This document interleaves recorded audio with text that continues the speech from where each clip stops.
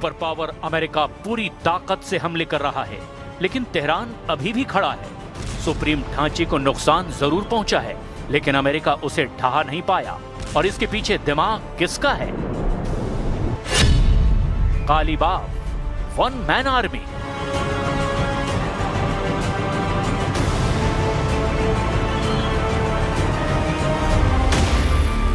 पूरा नाम है मोहम्मद बाकर कालीबाफ, जो ईरानी संसद के स्पीकर हैं, जो फिलहाल नजर आते हैं एक पुल के तौर पर ईरान और अमेरिका के बीच। लेकिन उनकी बुनियाद से लेकर उनके निर्माण तक की प्रक्रिया ऐसी रही है कि जब जंग की सूरत पैदा हुई तो कालीबाफ बन गए ईरान के strategic commander. The Jerusalem post का दावा है कि कालीबाफ ही वो शख्स हैं जो 2026 के इस भयंकर युद्ध में ईरान की रणनीति को चला रहे हैं।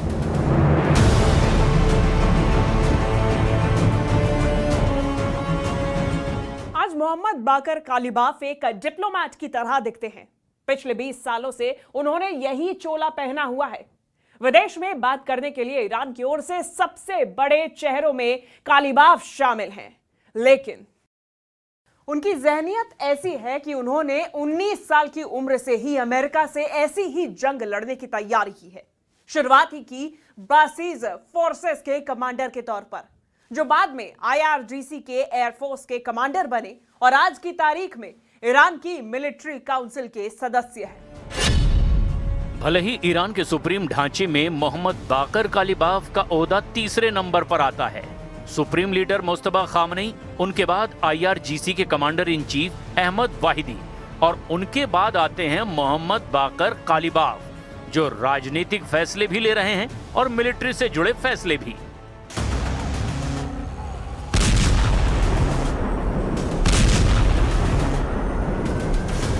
एक साल पहले ही यह तय हो चुका था जब अमेरिका ने ईरान के परमाणु ठिकानों पर हमले किए थे। अमेरिका ने ईरान पर ऐसा डायरेक्ट अटैक इससे पहले कभी नहीं किया था और उसी समय से ईरान की संसद के स्पीकर मोहम्मद बाकर कालीबाफ को 2 तरह की जिम्मेदारी दी गई। एक ईरान की रक्षा के लिए सैन्य फैसले लेने की और आगे की रणनीति बनाने का भी अधिकार, साथ ही कूटनीतिक मोर्चे पर ईरान की राजनीति का सबसे बड़ा चेहरा, जो कि बातचीत के दौरान समझौते कर सके और जिस दुश्मन को मैदाने जंग में ना झुका सके उसे बातचीत की मेज पर झुका सके। ईरान बा सुरअत बीशतरी पे पेश ख़वाहद रफ्त। और कालीबाफ ने जाल बुनना शुरू कर दिया। अमेरिका सोच रहा था कि वो ईरान के लिए जाल बुन रहा है और ईरान ने जिनेवा में बातचीत में फंसाकर तेहरान पर सरप्राइज अटैक किया और अली खामनेई समेत IRGC के कमांडरों को मार डाला।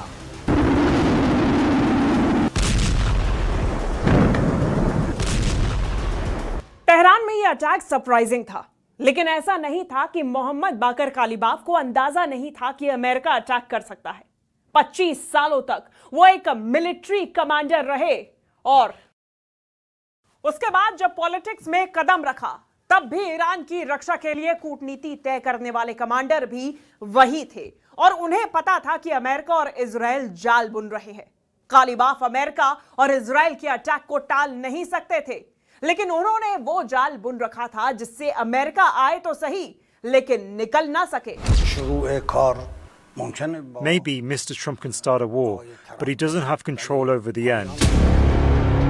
जनवरी के आखिरी हफ्ते में ही कालीबाफ को लगने लगा था कि तेहरान में खामनेई शासन को गिराने के लिए अमेरिका कुछ भी कर सकता है और उन्होंने इसकी तैयारी कर रखी थी और तभी ऐलान कर दिया था कि ट्रम्प चाहें तो जंग की शुरुआत कर सकते हैं, लेकिन उस जंग की कमान ईरान के पास होगी, अमेरिका के पास नहीं।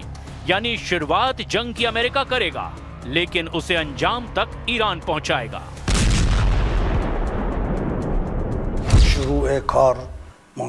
Maybe Mr. Trump can start a war, but he doesn't have control over the end. यानी आज जो हालात हैं उसे पहले ही मोहम्मद बाकर कालीबाफ ने देख लिया था। कालीबाफ की रणनीति और कूटनीति का ही ये नतीजा है कि आज ईरान को अमेरिका के सामने झुकना नहीं पड़ रहा है। जंग शुरू करने वाले डोनाल्ड ट्रंप मजबूर नजर आते हैं।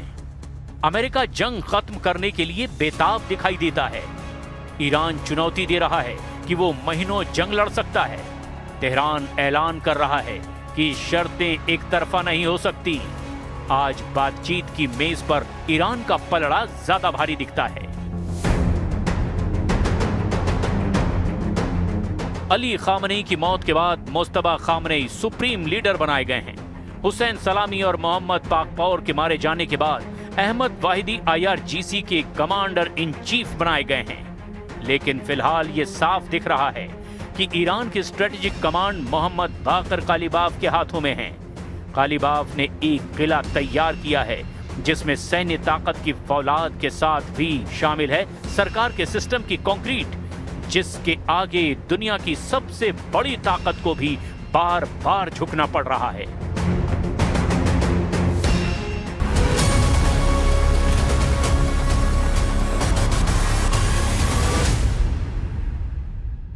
कालिबाफ ने 1997 से 2000 तक IRGC के एयरफोर्स की कमान संभाली थी। उन्हें पता था कि आमने सामने की जंग में अमेरिका से मुकाबला नहीं किया जा सकता, लिहाजा रणनीति गुरिल्ला वाली लेकिन आधुनिक होनी चाहिए थे। जो देखने को मिला जंग के वक्त, वॉल स्ट्रीट जर्नल और ईरान इंटरनेशनल की रिपोर्ट्स के मुताबिक कालिबाफ ने ऐलान कर दिया कि अगर बम गिरेंगे तो हम दुनिया की अर्थव्यवस्था की सांसें रोक देंगे और हॉर्मुज स्ट्रेट को सील कर दिया गया।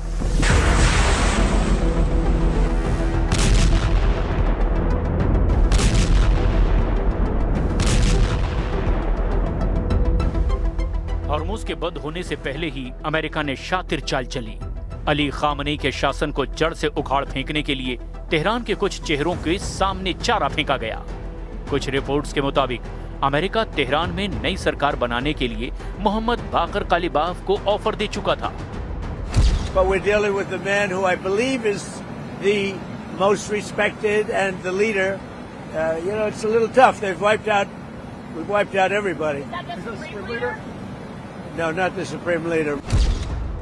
ट्रंप क्या कहना चाहते थे ये तो साफ नहीं है, लेकिन अंदाजा लगाया जाता है कि ईरान के सबसे बड़े राजनीतिक चेहरे को टारगेट किया जा रहा था। दुनिया के सामने अपनी इमेज बचाने के लिए ट्रंप दावे कर रहे थे कि वो बहुत जल्द ईरान को खत्म कर देंगे और उनके पास एक ग्रेट डील आने वाली है। लेकिन हकीकत में ट्रंप कालिबाफ के बिछाए जाल में फंस चुके थे। محکم این کار رو دنبال می‌کردیم. امروز هم محکمیم. یعنی ما امروز هر لحظه در لحظه اگر دشمن خطایی بکنه و اقدامی انجام بده، چون ما به دشمن هیچ اعتمادی نداریم.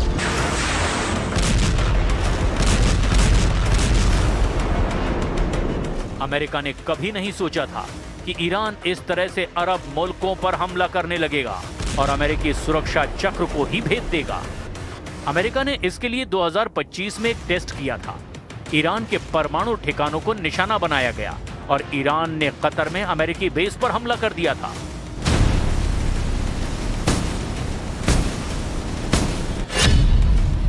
2025 के उस हमले के बाद दोनों तरफ तैयारियां की गई। अमेरिका ने जहां समंदर में अपनी शक्ति को बढ़ाना शुरू किया था, तो वहीं ईरान ने रणनीति बनाई कि कैसे अमेरिका को अंधा करना है। अमेरिका ने ईरान के आसपास अपनी फोर्सेस को बढ़ाना शुरू कर दिया। ईरान ने उन मिसाइलों को, ड्रोन को तैयार किया जो बिना नजर आए हमले को अंजाम दे सकते हैं।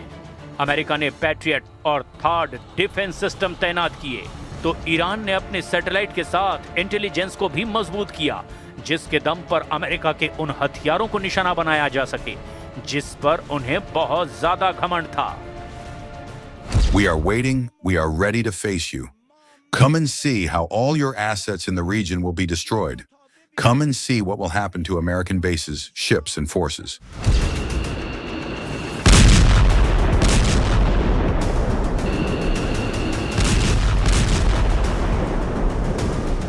पहला हमला किया अमेरिका ने, लेकिन कालिबाफ ने सही में वो जाल तैयार कर रखा था जिससे अब अमेरिका के लिए निकलना मुश्किल हो गया।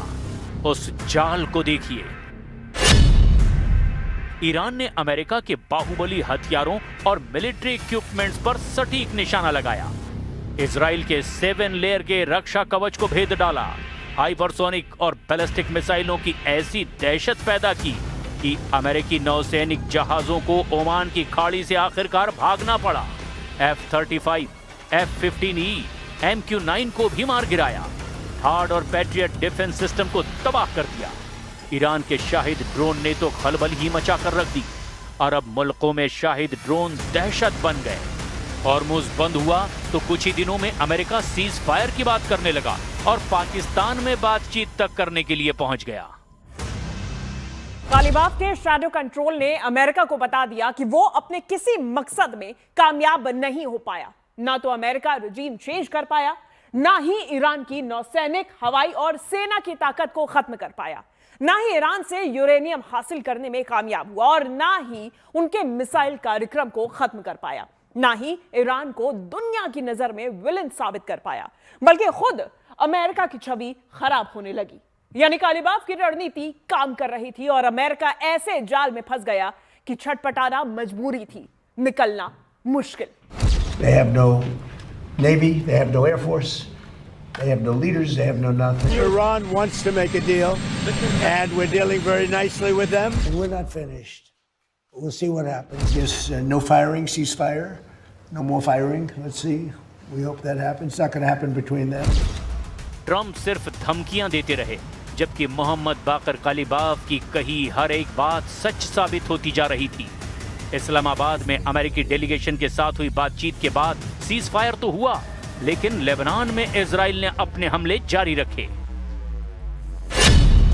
ईरान की ओर से कालीबाफ ने फिर मोर्चा खोल दिया और अमेरिका को आखिरकार झुकना पड़ा। हिजबुल्लाह पर हमले रुक गए। अमेरिका यूरेनियम ले जाने की बात करने लगा तो ईरान ने कह दिया ऐसा नहीं होगा। हॉर्मुज बंद था तो अमेरिकी नेवी ने डेरा डाल दिया और बात फंसने लगी और सीज फायर की तारीख खत्म होने लगी। लेकिन ईरान पीछे नहीं हटा और कालीबाफ ने साफ कर दिया कि अमेरिका की दादागिरी नहीं चाहिए। اگر امروز در تنگه هم ترددی داره انجام میشه و پیش میره، ما کنترل تنگه دست ماست. الان اینا 2 روز 3 روزه آمدن محاصره کردن. محاصره یعنی چی؟ یعنی همه بیان برن، ایران نره.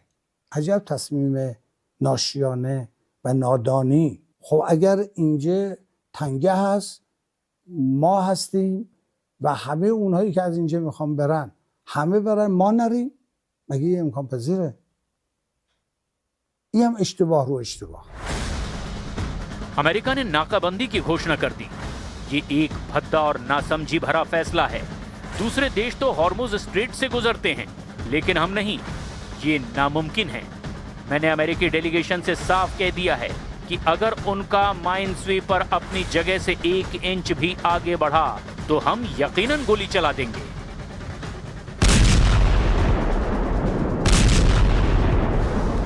ट्रंप समझ नहीं पा रहे थे कि आखिर अब क्या करें। अमेरिकी मीडिया के सामने और सोशल मीडिया पर चिल्ला रहे थे कि वो ईरान के पुर्जे उड़ा देंगे, पूरी तरह से उसे तबाह कर देंगे। लेकिन हर बार ईरान की ओर से एक यूनिफाइड प्रपोजल की दुहाई देकर चुपचाप सीज फायर बढ़ाते रहे।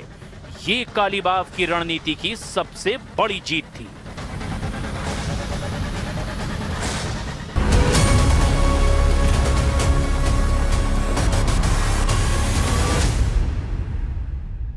कालीबाफ के 2 चेहरे हैं और ये उसी की जीत थी। एक्सियोस की रिपोर्ट के अनुसार वाहिदी और उनका गुट लगातार ये शोर मचा रहा था कि अमेरिका से कोई बात नहीं होनी चाहिए, लेकिन कालीबाफ का गेम अलग था। दिमाग से फंसाए रखो और मिलिट्री पावर मजबूत करने के साथ ऐसे तगड़े जवाब देते रहो कि नेगोशिएशन की टेबल पर तेहरान वॉशिंगटन के सामने एक बराबर की पावर के रूप में बैठे, जिसकी सुनी जाए सुनाया ना जाए।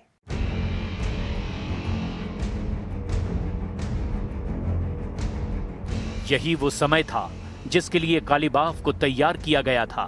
कुर्दिश पिता और पर्शियन मां के इस बेटे ने शुरुआत से ही अपनी जिंदगी अपनी कौम के नाम कर दी थी। आज जो ईरान सरेंडर करता हुआ नहीं दिखाई दे रहा, उसके पीछे ऐसी ही सोच है जिसके लिए सरेंडर करना किसी जोर जबरदस्ती के आगे सिर झुकाने से बड़ा गुनाह कुछ भी नहीं। इसीलिए मोहम्मद बाकर कालीबाफ सिर कटाने को तैयार हैं, लेकिन झुकने को बिल्कुल नहीं। فرشتگانم.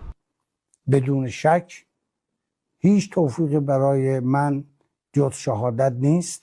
بدونید امروز چه کاغذهای مذاکره چه کالق نقشه میدان جنگ هر دو برای من یکیه. هم جانم رو آماده‌ام بدم، هم آبرومو در اینجا بدم. هم حاضرم خون بدیم، هم حاضرم خون دل بدیم.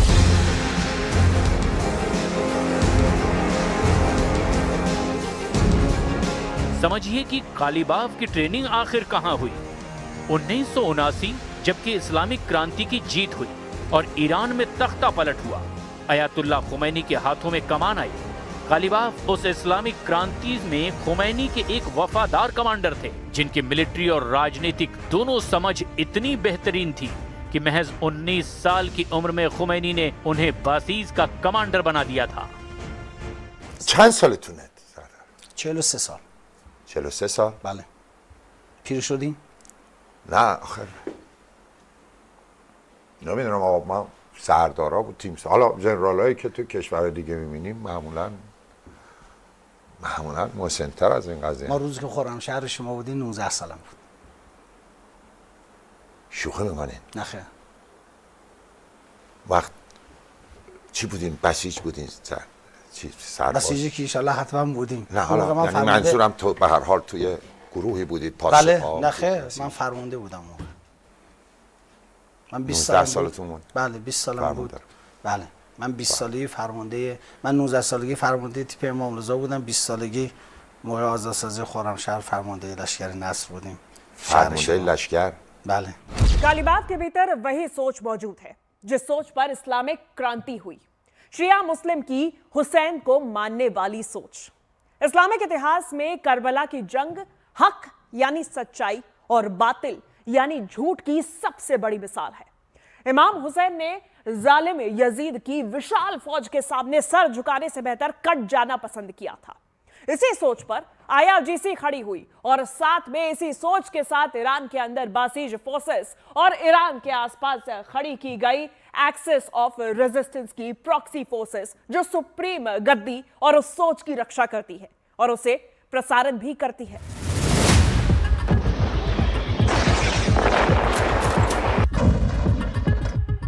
जाहिर है सोच को मारना सबसे मुश्किल काम है। बमों से इमारतें तबाह की जा सकती हैं, लाशें बिछाई जा सकती है, लेकिन सोच से जुनून को नहीं मारा जा सकता। मोहम्मद बकर कालीबाफ और ईरान का शिया समाज खुद को करबला के मैदान में खड़ा इमाम हुसैन मानता है और उनके सामने खड़े अमेरिका और इजराइल को आज के दौर का यजीद। कालीबाफ का सीधा फलसफा है, हम कट सकते हैं, हम मिट सकते हैं, लेकिन हम जुल्म के आगे झुकेंगे नहीं।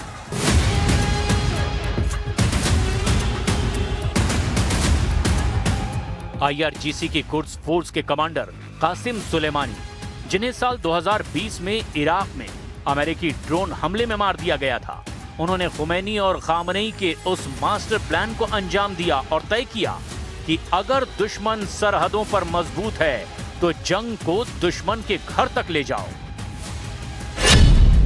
IRGC ने अरबों डॉलर का फंड लगा करके लेबनान, यमन, इराक और फिलिस्तीन में अपने लड़ाकों और प्रॉक्सी का एक ऐसा भयंकर नेटवर्क तैयार किया जिसे आज दुनिया एक्सिस ऑफ रेजिस्टेंस के नाम से जानती है। आज कालीबाफ इसी एक्सिस ऑफ रेजिस्टेंस का इस्तेमाल कर रहे हैं अमेरिका और इजराइल को झुकाने के लिए। ईरान की आवाम के पास खाने की कमी थी, नौकरी नहीं थी, महंगाई चरम पर, लेकिन ईरान ने मिसाइल्स बनाई, ड्रोन बनाए, परमाणु बम बनाने की जुगत में लगा रहा। अमेरिका से प्रतिबंध पर प्रतिबंध लगता रहा, लेकिन ईरान का पॉलिटिकल सिस्टम अपने मकसद से हिला नहीं। और IRGC ने भी एक्सिस ऑफ रेजिस्टेंस को फंडिंग की ताकि जब यजीद हावी होने लगे तब लड़ने के लिए तैयारी पूरी हो। यह कालीबाफ की तैयारी थी जो आज भी कह रहे हैं, कष्ट सह लो, दर्द और खून को बर्दाश्त कर लो, क्योंकि झुकना नहीं है और अपनी सभ्यता को भी बचाना है।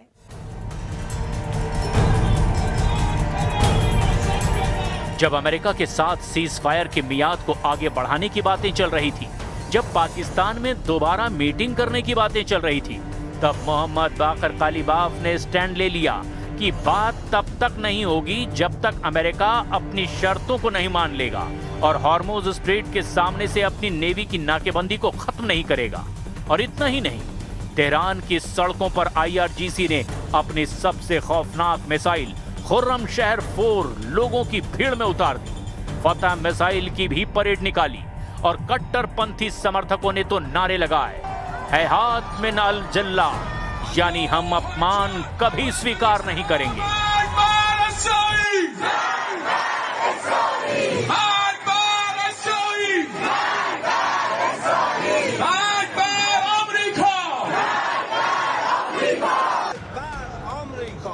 ये तेहरान का ऐलान है, पीछे ना हटने का ऐलान है। इमाम हुसैन की यजीद से जंग वाली ये सोच बहुत बड़ी तादाद में ईरानी आवाम को आखिरी हद तक मरने मारने के लिए खड़ा कर देती है। संसद के स्पीकर के तौर पर कालिबाफ ने नेटो और यूरोपियन यूनियन की सेनाओं को आतंकी संगठन घोषित कर दिया, ठीक उसी तरह जिस तरह उन्होंने IRGC को आतंकी संगठन करार दे दिया है। साथ ही कालिबाफ की अगुवाई में ईरानी सांसदों ने IRGC की वर्दी पहनकर संसद में अमेरिका मुर्दाबाद और इजराइल मुर्दाबाद के नारे तक लगाए थे।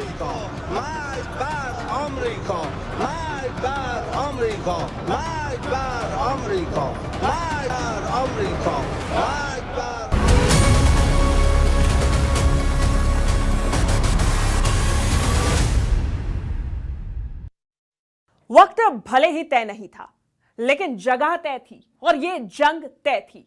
कालिबाफ को ईरान की सुप्रीम लीडरशिप ने इसीलिए दो धारी तलवार की तरह तैयार किया। एक वो जो कूटनीति से टाइम बाय करता है और डिफेंस तैयार करता है, और दूसरा जो हर सैन्य रणनीति का माहिर है, बासीज से लेकर नस्र तक और खत्म अल अंबिया तक। राजनीति में PhD करने वाले कालिबाफ को सारे दांव पेच आते हैं।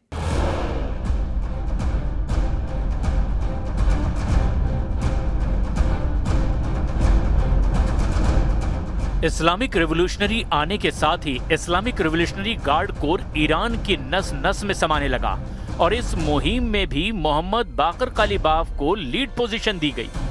साल 1994 में कालिबाफ को IRGC के खातम अल अंबिया कंस्ट्रक्शन हेडक्वार्टर का मैनेजिंग डायरेक्टर बनाया गया। ये वो पल था जब कालिबाफ ने IRGC को मिलिट्री बेस से निकालकर ईरान के सबसे बड़े इकोनॉमिक माफिया में बदल दिया।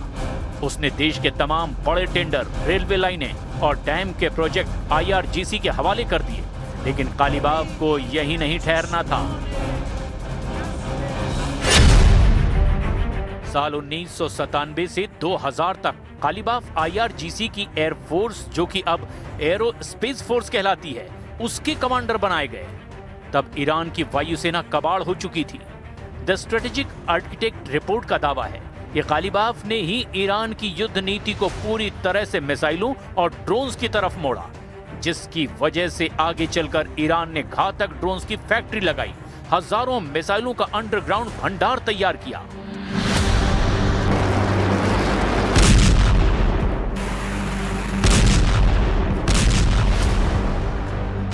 कालिबाफ ने अपने सबसे वफादार और करीबी दोस्त अमीर अली हाजीजादेह को एरोस्पेस फोर्स का प्रमुख बनवाया था। हाजीजादेह की मौत के बाद भी इस खूंखार विंग का रिमोट कंट्रोल कालिबाफ की ही जेब में था, जिसने जंग में अमेरिका और इजराइल को कड़ी टक्कर दी। अमेरिका ने कोशिश की, लेकिन ग्रेनाइट के पहाड़ों के नीचे बने मिसाइल और ड्रोन सिटी अभी भी कायम हैं, जो ईरान के लिए फिलहाल न्यूक्लियर शील्ड का काम कर रहे हैं।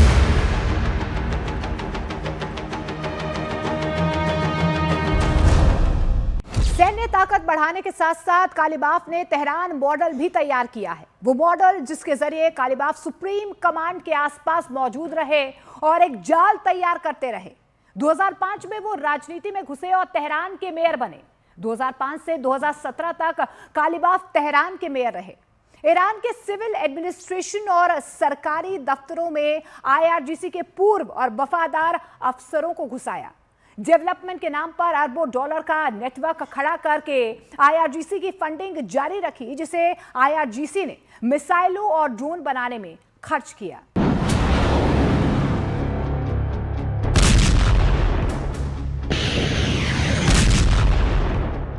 एक इन्वेस्टिगेटिव रिपोर्ट में दावा किया गया कि कालीबाफ ने तेहरान म्युनिसिपैलिटी के 13 ट्रिलियन तोमान यानी कि करीब 3 अरब डॉलर का गबन करके उसे IRGC से जुड़ी कंस्ट्रक्शन कंपनियों में लगा दिया।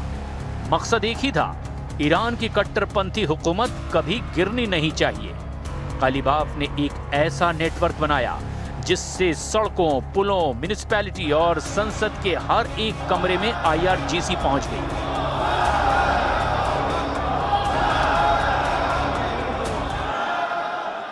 राजनीति में घुस चुके कालीबाफ ने आगे चलकर राष्ट्रपति का चुनाव भी लड़ा, लेकिन कालीबाफ को जीत नहीं मिली। फिर सत्ता के शीर्ष के दूसरे सबसे ताकतवर दरवाजे को तोड़ा। 2020 में ईरान की संसद यानी मजलिस के स्पीकर बन गए और यहां आते ही कालीबाफ ने नेशनल और इंटरनेशनल स्तर पर तेहरान मॉडल को लागू किया। ईरानी संसद भी IRGC का एक्सटेंशन बन गई। मोहम्मद बाकर कालीबाफ ने ईरान को एक ऐसे चक्रव्यूह में बदल दिया है जिसका डिजाइनर भी वो खुद हैं और उसके सबसे खूंखार पहरेदार भी।